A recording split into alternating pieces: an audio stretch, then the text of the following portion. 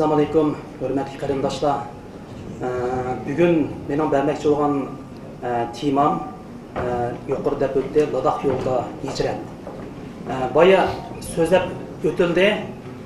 Uyg'urlar tarixidagi shu ko'chish tarixi haqida tadqiqotchimiz Bahbirat xonim Uyg'urlarning qadrini tortib, toki bugunga qadar bo'lgan ko'chishlar haqida tafsili ma'lumot berdi.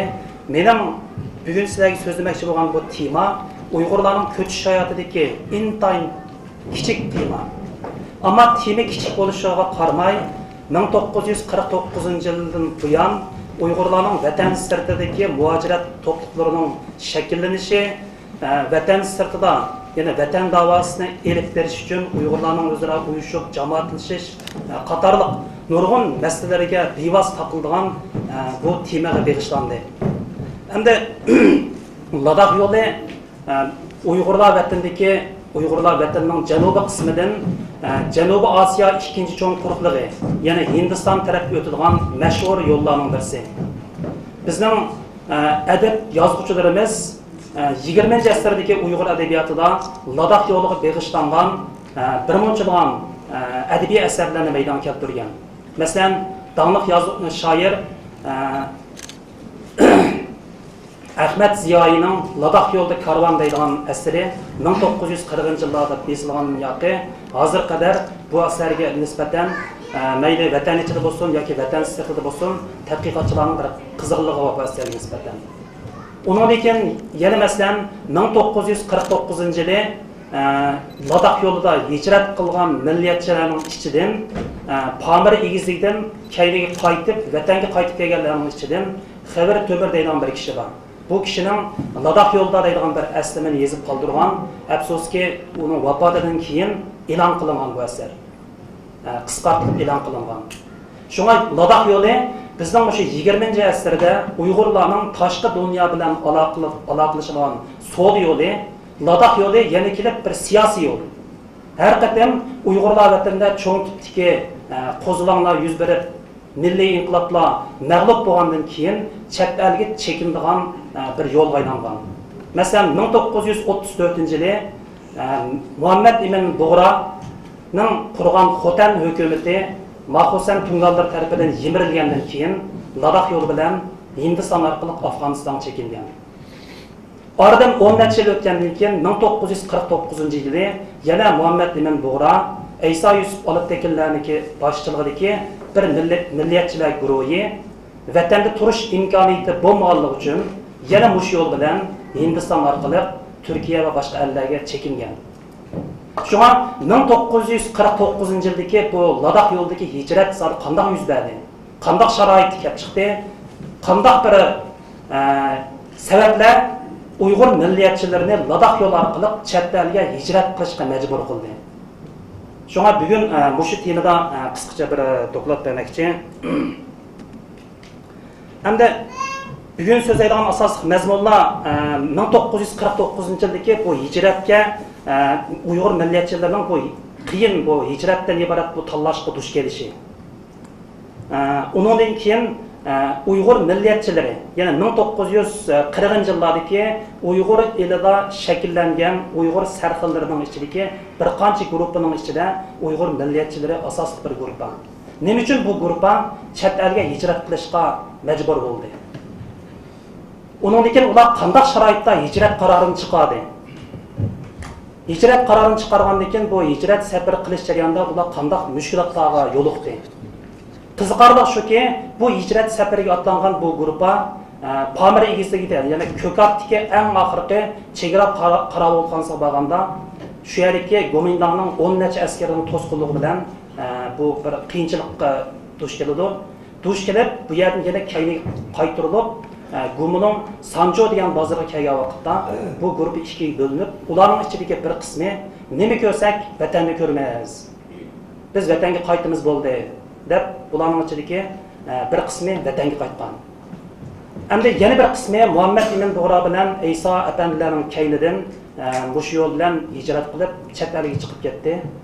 Shundan keyin bular bilan birga chiqib ketgan bu Uyg'ur sarxillari Turkiya, keyinchi Germaniya, shundaqla dunyoning erkin qismidagi Uyg'urlarning vatan davosining bir qismini shakllantirdi. Endi onun ichidagi yana bir mazmun yana bu hijratchilar Ladakh yo'li orqali Hindistonning Kashmir rayoniga borgandan keyin Kashmirda 1949 dan 1952 yilgacha bo'lgan 3 yil jarayonida eng oxiri bular Turkiyaga yerlashgich bo'lgan 3 yil jarayonida bu ajoyib mushkulotlarga duch kelgan. Bu guruhni o'z vaqtidagi Tayvanga chekingan Kuomintang hukumatimi, Xitoyda yangidan hokimiyatni qo'lga keltirgan kommunistlar hukumatimi, Hindiston hukumatimi, Amerika hukumatimi, Turkiya va boshqa hukumatlarning hammasi shu vaqtdagi so'q urushning ehtiyoji bilan bularni o'zining qishib tatgan turli usullar bilan. Şuna gerçi bu hicretçiler toplum az bir top olsunmu, şu vakitteki soğuk uruş başlangan dünyada onun bir uçu dünya vaziyeti bilen paralellik istiqam, hasıl kılan.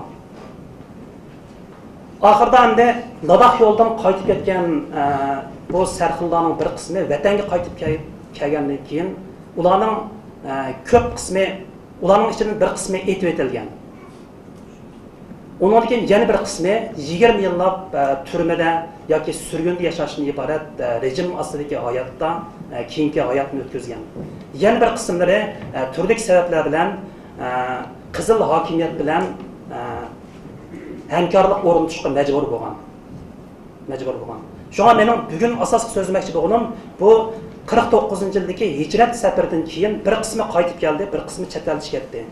Demek qaytib kelganlar bilan chet elga chiqayotganlarning ikkisining o'xshamagan ikki xil taqdir qismatini parallel holatda selishtirmoqchi. Ham albatta har qanday bir tema uchun manba, qaynoq intayin muhim. Afsuski bizning qadimgi zamon tariximizda o'zimizdan yozilgan manbalarning kam bo'lishi hozirga qadar Uyg'ur tarixining mukammal bir ravishda o'tirg'i chiqishiga qiyinchilik etkiyotidir. Hem qadimgi zaman tarixini qo'yib turayli, bugungi o'sha 20-asrdagi 100 yillab esaqmi, buning ichida nurg'un voqealarni beshidan kechirgan sarxillarimiz, ziyolilarimizning nihoyat az bir qismi aslini yozgandan boshqa ko'p qismi bu vaqtda hech qanday xotir qoldirmaganligi uchun o'zimizning bayonidan o'zimizning tarixini yoritish bir qiyin masala bo'lyapti. Halbuki 1949-yildagi Ladakh yo'li haqida izlansak, yanlar bizning manbalarimiz az emas. Bunun için menimcha eng muhim manba yana o'zimizning ichidan qoldirilgan manbalar muhim o'rinni egallaydi. Endi bu qatimliq 1949-yildagi Ladakh safari haqida ta'kidlab o'tsak, hozir qadar buning ichida bakrak tafsiliy yozilgan manbalardan Aysa Yusuf Olibtekinning asr Doğu Turkiston uchun degan 2 tomlik aslimasi. Bu aslimining ichida yana birinchi, ikkinchi qismida hijrat safari, hijratning jarayonidagi nurg'un voqealar nihoyat tafsili tasvirlangan. Albatta buni ko'pincha o'qigan bo'lishim kerak. Undan boshqa bu qatamliq hijrat safari haqida yana Erkin Olibtekinning hijratimizning 40 yili deydigan bir kichik kitob chiqqan ekan Qaysariyda 1990-yili. Bu voqeani tadqiq qilishda menimcha muhim manbalarning birisi deb qarayman. Ondan başqa hamda Türkiye'ye kelib shu qatimliq hijrat safarida Turkiyaga yerlashgan qozoqlarning ichidan masalan Xalifa Altay degan bir aylanning ana yurtdan Anatoliyaga deydigan yana bir aslimasi nashr qilingan. Bu aslimaning o'zimi bu qatimliq hijrat safarini tadqiq qilishda muhim manbaning birisi hisoblanadi. Demak hamda bundan boshqa yana bir manba bor. Bu manba yana Abaydullah Ertürk deydigan birisi. Yani 1949 yılın ahiri 50. yılda Qumulning Artürk nayisida bu Xitoy Xalq Ozodlik armiyasiga qarshi qo'zg'olon ko'tarib bostirilgandan keyin Tibet orqali Tayvanga borganda, Hindiston orqali Tayvanga borgan. Keyin 1970-yillarning oxirida Turkiyaga qaytib kelib, yerlashgandan keyin yozgan aslimasi, yana iroda va taqdir. Demek bunun özümü, gerçi Aysa efendiler bilen bulungan bu seferde bulmuşmu, lekin Tibet yolu arkalık, Hindistan arkalık, aşkıtımlık, çetlerge çıkıp ketiş jarayonini tadqiqlashda bu ma'lum qiymati va manba deyishga bo'ldi. Hamda bu chet elga chiqib ketganlarniki manbalari. Hamda vatan ichida qolib qolganlar uchun.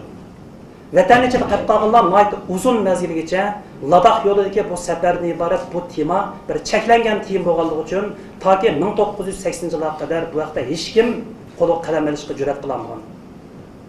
Baydab o'tdim, Xever Tömür ömrünün oxirida Ladakh yo'lida deydigan bu aslimisini yezib, Avtonom rayonidagi cho'ng gezi jurnalining hech qaysida e'lon qilamay, oxiri oilasidagilarga qoldirib qo'ygandan keyin oilasidagilar 90 tarix materiallari deydigan odamlarning to'g'ri nazar tushmaydigan bir noyining tarix materiallarining ichiga beribdiki, shu yerda besib etilganda bu endi. Agarda senzorlarning qo'liga tushgan bo'lsa, balkim bu aslimmi chiqishi mumkin emas. Lekin buningda bu odam xilala shu qitimliq hijrat safarining ba'zi jarayonlarini nihoyatda samimiylik bilan yozgan deyishga bo'ldi bu aslimida. Undan keyin yana bir manba hozirgacha e'lon qilinmadi. O'tkir apandimning o'zi ham xonimi Xalcham Tilashovaning birlikda yozgan O'tkir apandining hayotidan aslimida. Demak, hamdagi buning 3 daftarga yozilgan hozirgacha yaqin kelgusida imkoniyat bo'lsa, Xudoyim bo'lsa, ko'pchilik bilan yuz ko'rishi mumkin. Bumi hozir qadar shu qatimliq hijrat safarini tadqiq qilishdan menimcha muhim manbalarning birisi deyishga bo'ladi.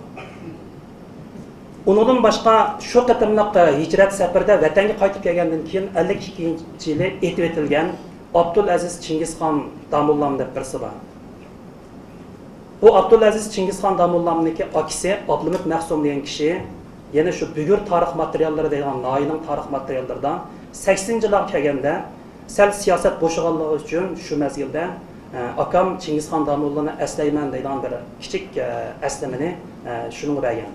Şu tarix materiallarga. Demek hem de biz bugün aradan 60-70 yıl o'tgandan keyin yuqorqi manbalar asosida o'z vaqtidagi Uyg'ur millatchilari qanday sharoitda hijrat qilishni iborat bu yo'lni tanladi degan savolga javob berishda dastlab qadamda bu materiallardan ba'zi javoblarni topqili bo'ladi deb o'ylayman. Endi undan boshqa 49-yildagi bu hijrat haqida albatta chet ellarda e'lon qilingan nurg'un asarlar chiqdi, inglizcha, xanzurcha va boshqa tillarda. Bularning ichidan bakrak tavsiya qildiganim yaqinda Justin Jacobs degan birisining Xinjiang va bugungi Jungo deydigan bir kitobi chiqdi. Xinjiang and the Modern Chinese State deydigan. Endi bu kitobning bir yangiligi nima desa, izchil holda bizning vatanning tarixiga bag'ishlangan shu ingliz tilida chiqqan kitoblar 49-yilgacha bir cheklanib qolganda 49gacha to'xtatgan hammasi. Chunki undan keyingi materialni elish nihoyat tez bo'lganligi uchun izchil shunday bo'lib kelgan. Lekin bu kitobning bir yangilik tarafi toki 71-yilgacha bo'lgan oraliqqa keldi. 71. 71gacha bo'lgan oraliqni nima materialga tayinladi asosan Tayvanning arxivi. Tayvandagi Kuomintang hökumetining arxivlaridan nurg'un materiallarni chiqib, shu vaqtdagi hijratchilar to'pining masalan Turkiyadagilar bilan Tayvanga ketgan Uyg'urlarning o'rtasidagi munosabat, Kuomintang hukumati bu ikkiga ketgan Uyg'urlarni qanday siyosiy jihatdan o'ynadi bularni, birisiga qanday soldi. Bu jarayondagi ba'zi tafsilotlarni bu kitobdan ko'rib olg'ili bo'ldi. Undan boshqa bu kishining yana tuvandagi bir qancha maqolalari e'lon qilingan, shu manba bo'yicha izlasanglar bo'lsa, agar qiziqsanglar. Undan boshqa ham sizlarga ma'lum Chexlik Ondrey degan birisining yana Muhammad Emin Bug'roning o'z vaqtidagi qalam ko'rishi degan maqolasining temisini olgan bir ingliz kitob chiqdi. Struggle by the Pen deydigan. Bu kitobda o'z vaqtidagi Uyg'ur sarxillarining ichidagi bir qancha guruhga bo'lingan bu sarxillarning ichidagi milliyatchilar guruhining ideologiya asosi. Buningda xili cho'nqurlik bor bu kitobda. Ko'rib baqsanglar bo'ldi. Undan boshqa masalan David Brophy degandagi kitobi chiqdi. Undan keyin Germaniyadagi Uyg'urlarning 60-yillardagi faoliyatlarini tadqiq qilishda Ian Johnson deganning Mionxin jamasi degan bir kitobi bor. Bu kitobda nihoyatda burun oshkor bo'lgan ba'zi Amerikaning CIA'ning arxivlari asosida yozilgan kitob ekan. 60-yillardagi sovuq urush davrida G'arb dunyosi jumladan Amerika, Uyg'ur va boshqa turk millatlarining ichidan chiqqan shu muajiratdagi ziyolilardan qanday foydalandi? Sovuq urush jarayonida bulardan qanday foydalandi? Bunga javob berishda bular nima? Undan boshqa masalan bu qozoqlarning bu muajirat hayot haqida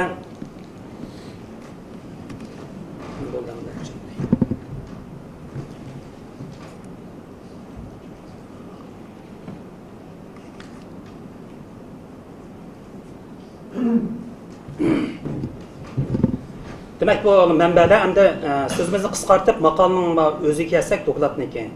Bayımı dedik 1949 yılı, yani Uyghur milliyetçilerinin bir qiyin tanlaşqa duş gelişi. Bu qiyin tanlaşqa zaten qandaq duş geldi. Çünkü aşşu qatımlıq hicret səfəriga atlanğanların əslimələrində deyilishicha, ularning hech qaysi 49 yılı vatandan ayrılmış degan narsa bularga oldin tayyorlik bo'lmagan hech qaysi. Mesela Xevir Tömür özünün əsliməsi şunda deydi. 49 yıldaki bu hicret səfəriga atlanışımız bizden onu uxlab bir düşümüzge kirmeyen idi. Biz Ladakh yolu bilan vatandan ayrılmış deganda xiyolimizni keltirib baxman deydi.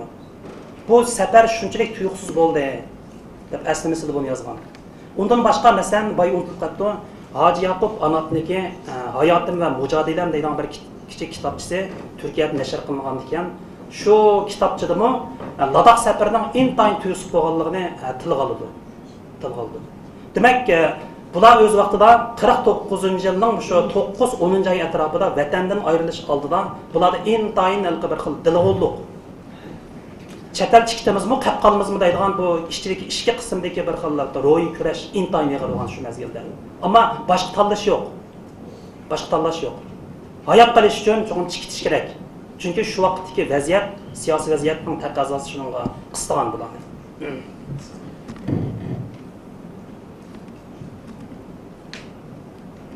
Mangmayda.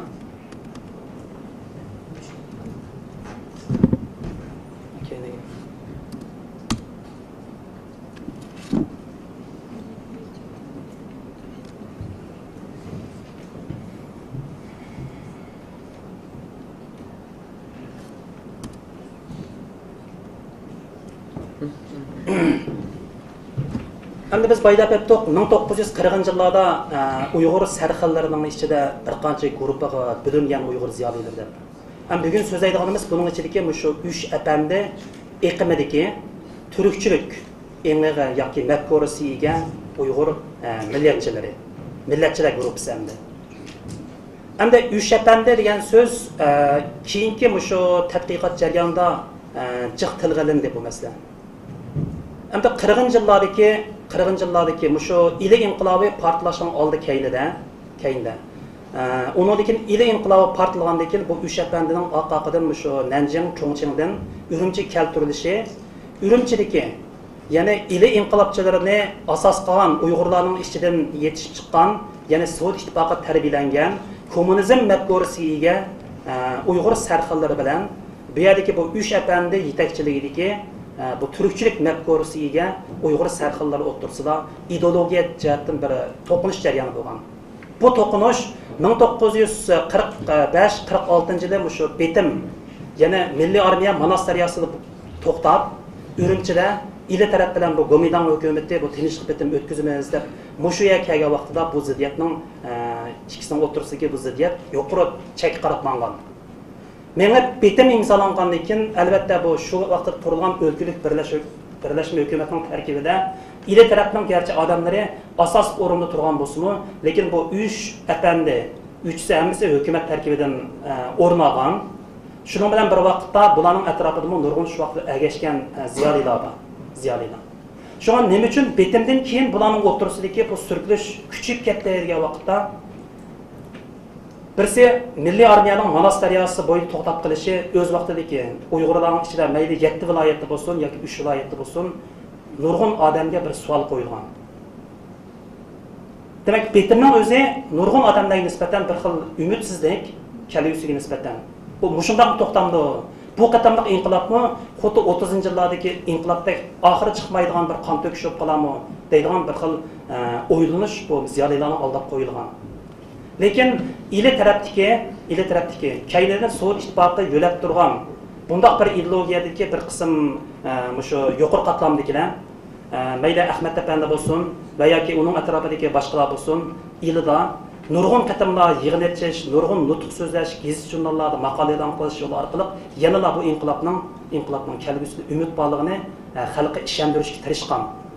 Bu haqdagi tafsilotlarni Ahmad Apandiniki xonimi Maynur xonimning 2 tom vatanda nashr qilingan Ahmad Apandimni aslayman degan mushu kitobni o'qisanglar bu jarayondagi nurg'un materiallar mushu kitobda yozilgan.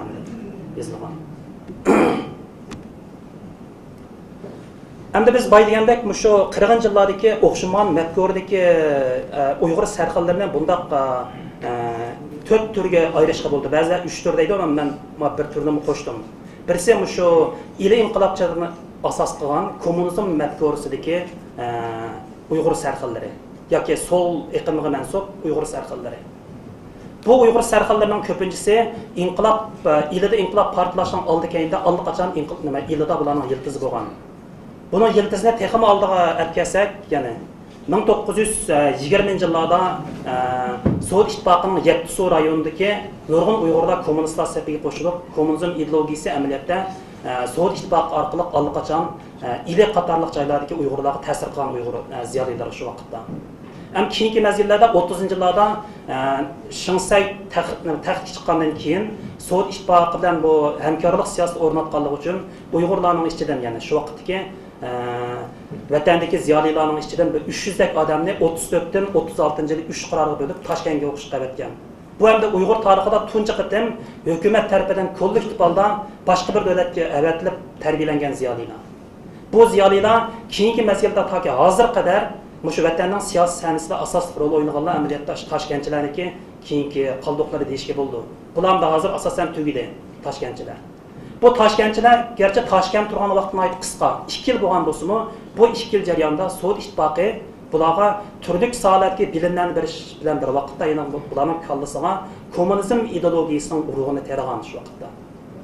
Shunga 40 yillardagi amaliyotda ilim qilaning kelib chiqishida 30 yillardagi Toshkentchilarning rolini aytib zo'r.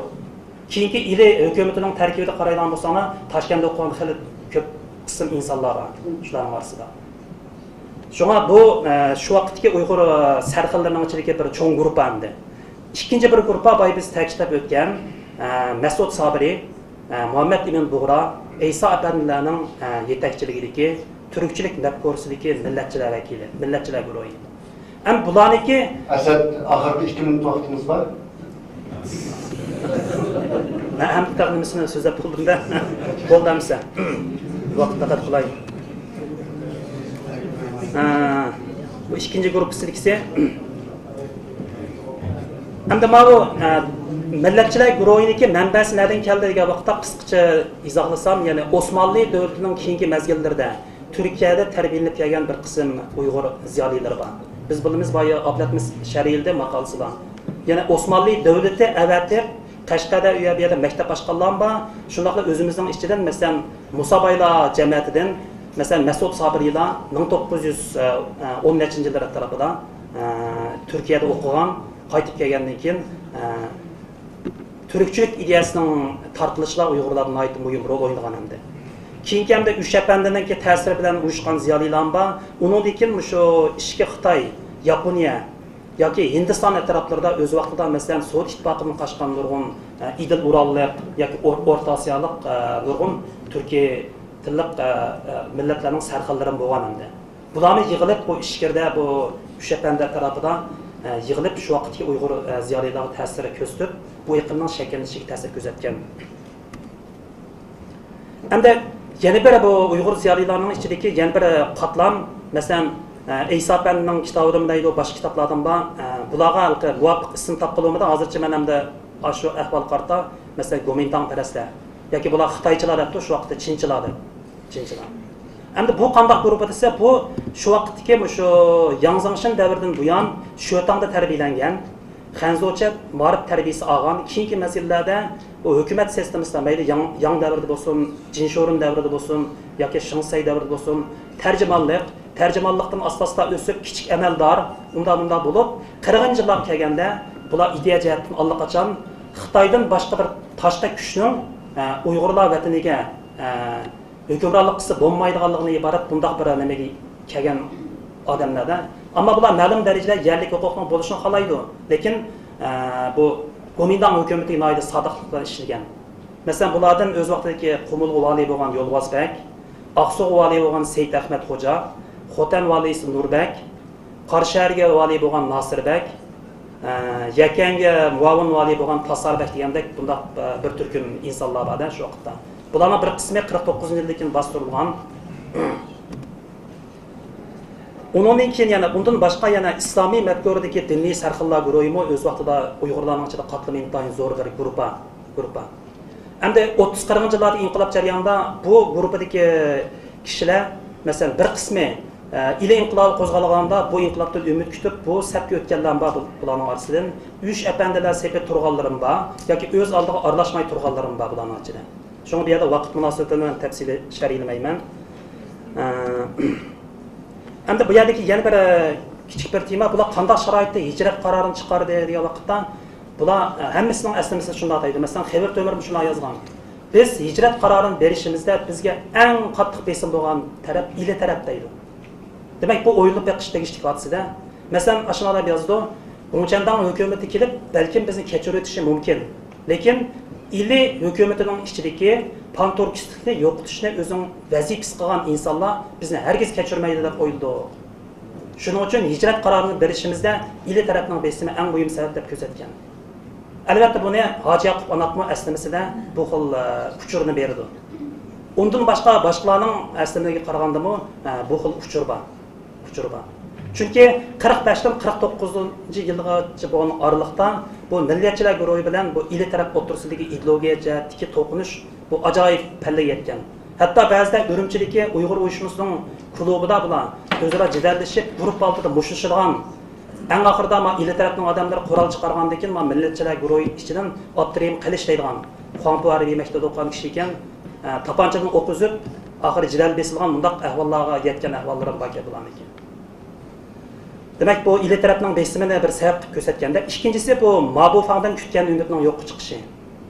Endi hammamiz bilamiz, 49 yil o'rilgandan keyin bu Xitoyda kommunistlarning cho'qim g'alaba qilganligini aniq bo'lgan hammasi. Hammasi his qilgan. Ammo bu milliyatchilarda shu vaqtda bir kichik bir umid tug'ilgan. Bu umid nima desa, bu shu vaqtda ikki taraf kelishib Beijingda suhbat o'tkazayotgan mezgilda bu Zhang Zhijingning huquqini o'z vaqtida Mabufangga olib bergan. Ya'ni G'arbiy shimoldagi 5 o'lkaning harbiy ma'muriy xodimlaridan. Kechirsiz. Hammasi bo'ldi. Unda Unda bo'lsa rasmdan bir ko'rsatay, unga savollar bo'lsa bo'ladi. Demak, Mabufang bu rasmni islomcha ko'rgan. Bu yerda yana uchurlarbatda hamda keyin ayrim so'zlashamiz. Demak, mayadagi bu hijrat safari nimaniki vatanning sun'iy marodini tortilgan xaritasi ku. Demak, bu yerdagi bu Ladakh yo'lining qanchalik ta'sirligini xaritaning o'zining chiqib turdi. Dunyodagi eng egiz tog' tizmasi shundaqla qarmus qatlash nisbatan yuqori.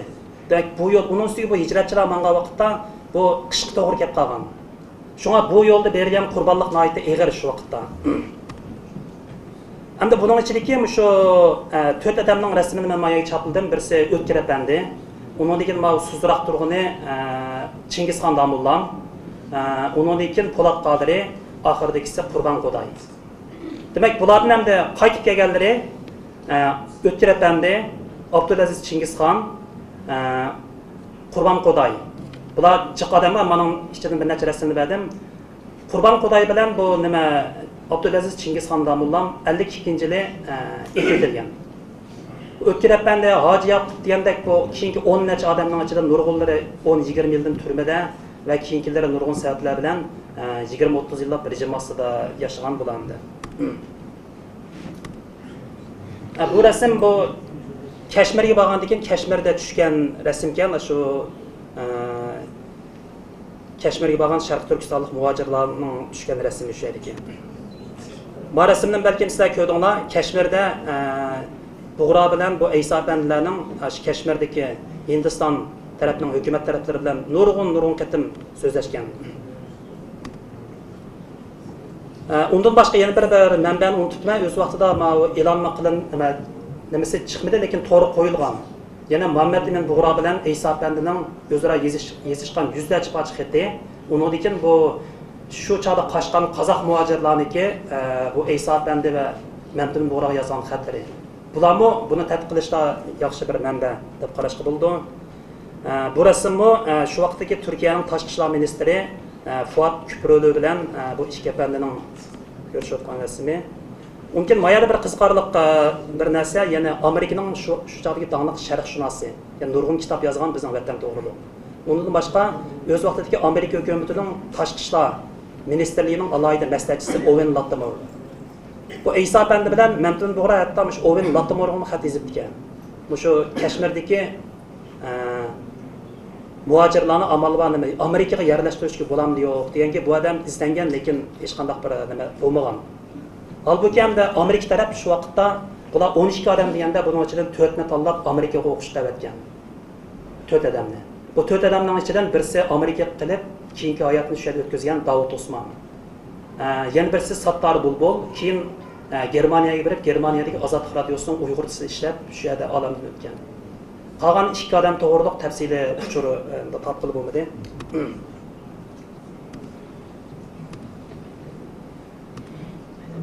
Amal yo'q, rasmdan ko'rsatib tugitayamda. Undan keyin bu yerda mana bu Şinjan To'ng'ishchi deydigan bir hozir hukumat yozayotgan bir kitob bor. Buni yozish uchun hozir bu necha tomlab shu kitobni yozish uchun chet eldagi nurg'un arxivlarni tarjima qildiribdi. Bir kitob chiqibdi yana. Rossiyadagi maxfiy arxivlar to'plami deydigan. Bu to'plamning shu bizning vatanga doir qismini e'lon qilganda va buni izlab yursam buning ichidan bir qiziqarli narsa chiqdi. Ya'ni 1950-yili 1949 yılı 12. ayındaki 17. günü bu komünistler hakimiyetini algandan keyin Ürümçi'de Şinjan Өлкөлүк Халык Hökümeti kurgan. Hükümetini kurup mesela Sayyiddin Aziz Muavin reis olgan, Ural Şahidi reis olgan. Şu hükümetin terkibinde nurg'un ilden kelgan odamlar var. Ama şu vaqtda biz keyingi mezgilgacha bilmadik, ili tarafdan kelganlarning ko'pinchisi Sovet garajlari. Yani Sovet ittifoqining vatandoshi. Sovet ittifoqining vatandoshi bo'lgan odamlar qanday qilib shu chog'dagi bu Xitoy kommunistlari qurgan bir hakimiyat ichida vazifa o'taydi. Bu diplomatik nurg'un narsaga taqishida og'ir bo'lmay Sovet Bolsheviklar partiyasi 50-yil 2-oyning 26-kuni qaror chiqarib, bu 3 viloyat tarafdan, ya'ni ili hukumat tarafdan 17 odamning Sovet kirajlarligini amaldan qoldirish to'g'riliq bir arxiv maktabda berilgan. Demak, buning o'zidanlar ili inqilobining ichidagi ba'zi sirlarni tushunilishga ma'lumotlarni berdi deb o'ylayman. Amsa vaqt munosabati bilan so'zim tugtay.